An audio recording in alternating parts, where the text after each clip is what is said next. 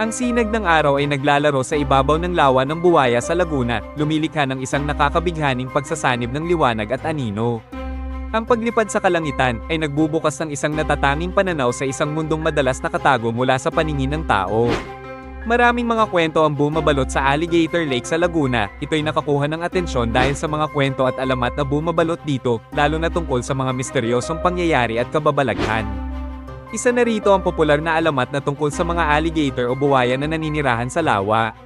Sinasabing may mga alligator na nangunguha ng mga tao o hayop na malapit sa tubig.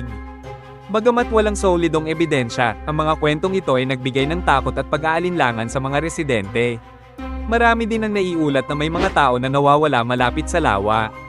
Ang mga nawawalang ito ay karaniwang isinasama sa mga kwento ng kababalaghan na tila ba mayroong hindi nakikitang puwersa o nilalang sa ilalim ng lawa na nangunguha ng buhay.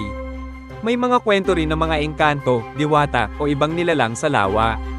Ang mga ito ay sinasabing nagdadala ng kamalasan o kumukuha ng mga tao na lumalapit sa lawa, lalo na sa gabi. May isang hindi pangkaraniwang pangyayari na nagaganap sa lawa na tinatawag na langal o lake overturn. Ito ay nangyayari kapag ang malamig na tubig sa ilalim ng lawa ay biglang umaangat sa ibabaw, nagdudulot ng pagpapalit ng tubig. Ang prosesong ito ay maaaring magdulot ng paglabas ng mga naipong gas mula sa ilalim ng lawa, na minsang nagiging sanhi ng pagkamatay ng mga isda at iba pang hayop sa lawa.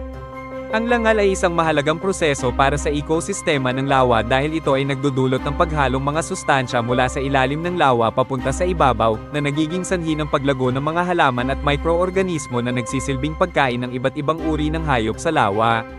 Gayunpaman, ito rin ay isang delikadong pangyayari na kailangang bantayan upang maiwasan ang malawakang pagkamatay ng mga buhay sa lawa.